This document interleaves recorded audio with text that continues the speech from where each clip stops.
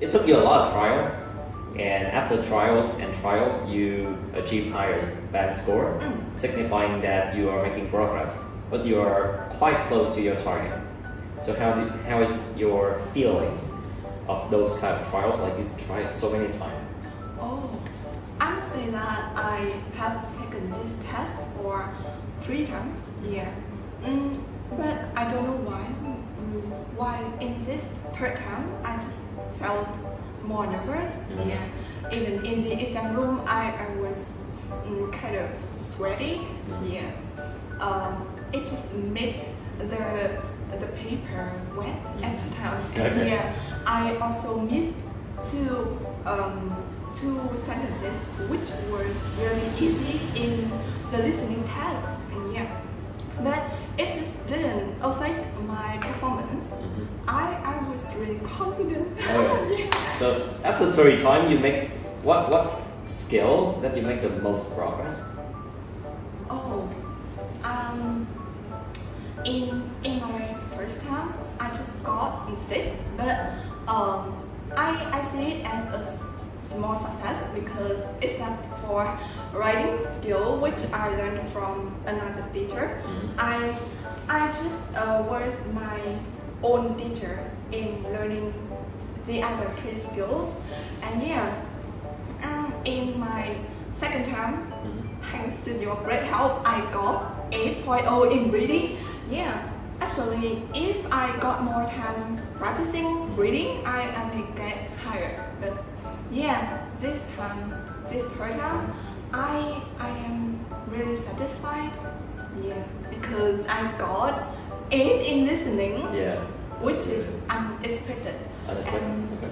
for reading, I got 7.5, even though I was 0.0001% of sadness because. Okay, that makes sense. Yeah, we all, like sometimes we experience a reduction in our band score, and we got sad. But it actually signified that maybe the last time for example, you got an 8.0 in reading, which means you already reached your maximum potential. But this time, now you reach your maximum listening skill. Yeah, but like IELTS, it's IELTS, so sometimes your score and your skill maybe fluctuate a little bit. Yeah, there are a lot of factors in the exam room, and I guess IELTS score is not really reflecting in the most exact way of a person in English ability. Yeah. You said that there's some unexpected things that happened during your test, especially in the test room, right? So what was the most memorable to you, and how would that help you improving in the next time? Oh, I would say that there's not many eventful things in the exam day. I just feel like I didn't have some other problems like wanting to go number 1, or except for I was sweating a lot. Yeah, and my heart was beating so hard during the reading test. Maybe I got a little bit psychological problems in my head. We shouldn't say like psychological, you just got nervous. Or maybe you feel like triggered by the adrenaline that runs over your body. Yeah, it was way much nervous and kind of a lot of things just running in my body, just like going on a roller coaster.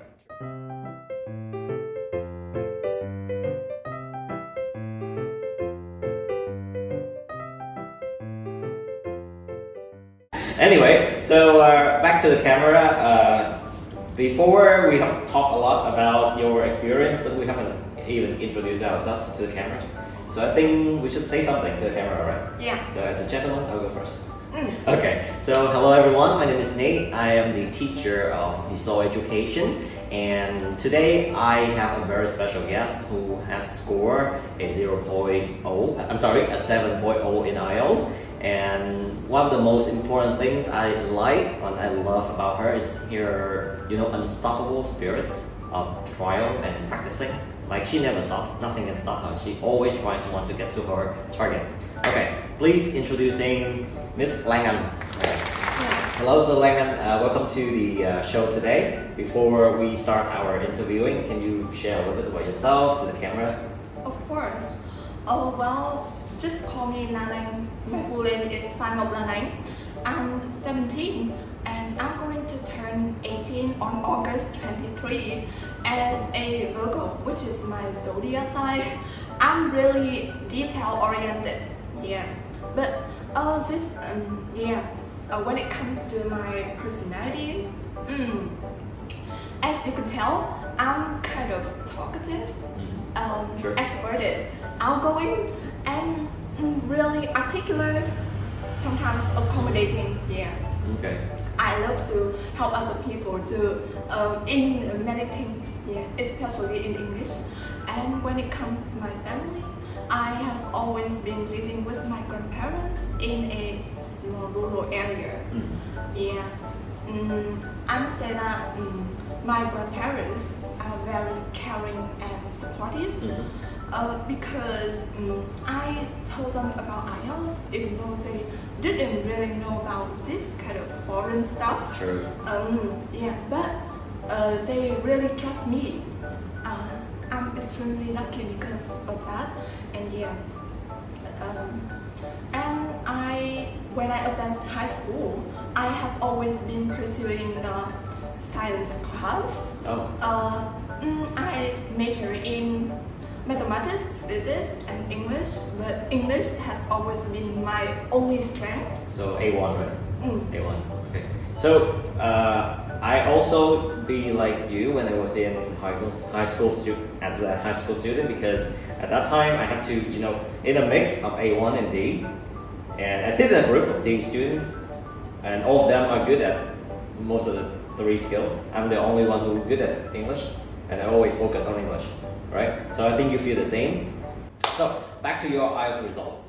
We talked about trials.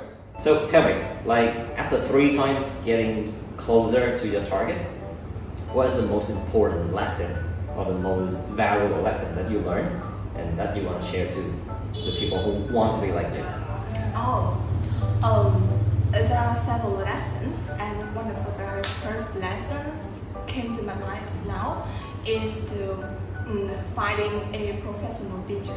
Yeah, it's not really easy to find a teacher who is suitable for us, and I say I am lucky enough because after a few terms I find some other teachers, but their methods of teaching IELTS just didn't suit me. But until I knew about Soul and I knew about you, I was extremely lucky because I learned a lot from you. For my reading skills, a lot of times I was experiencing some eye-opening lessons.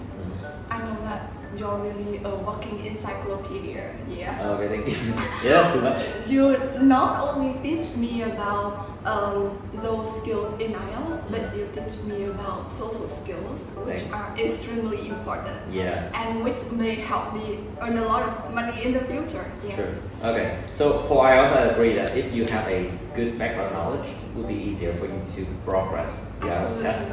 Because usually they not only teach you, test you, exam skills, but they also teach you whether you think logically, so that you can make, supporting ideas in your writing, but also your speaking, right? So can you share one tips or one valuable lesson that you learned from your teachers about reading? Okay. And also listening, so that other students, they can listen to you and they know what to do with their listening and reading skills. So first for reading,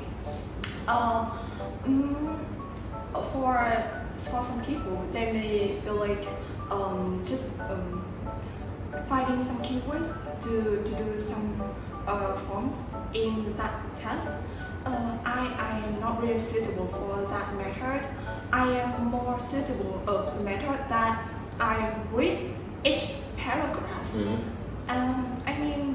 Let me take an example. I read the first paragraph. I just understand the main idea, and then I just go through the questions. I go through all the questions.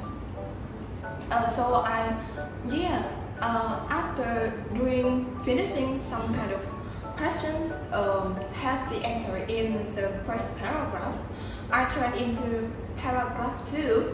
I finish reading it and then I just go through all the questions again and again. I just do it. And I forgot to tell that at first when we just first jump into the reading skill, the reading test, we have to first skim through all the questions to know what we should find.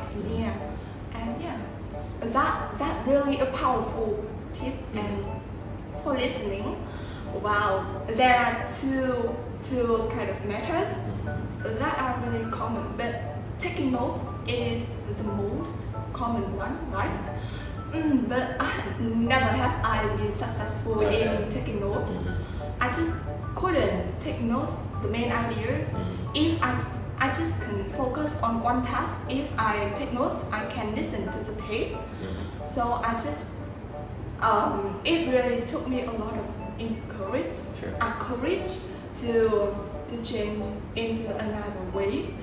Thanks to your help, you said that when we tried some methods, it is just not effective, then we can change it. Yeah, sure.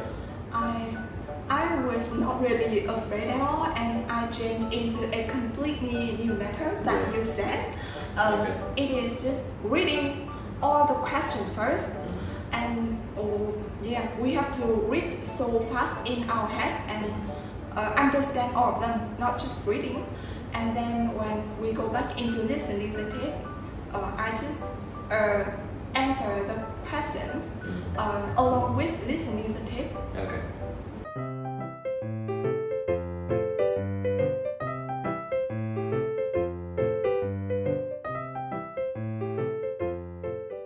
Okay, you share a lot of tips about how to win a listening and listening and reading skill that are really valuable, and I appreciate that you you credit me into the video. Love it.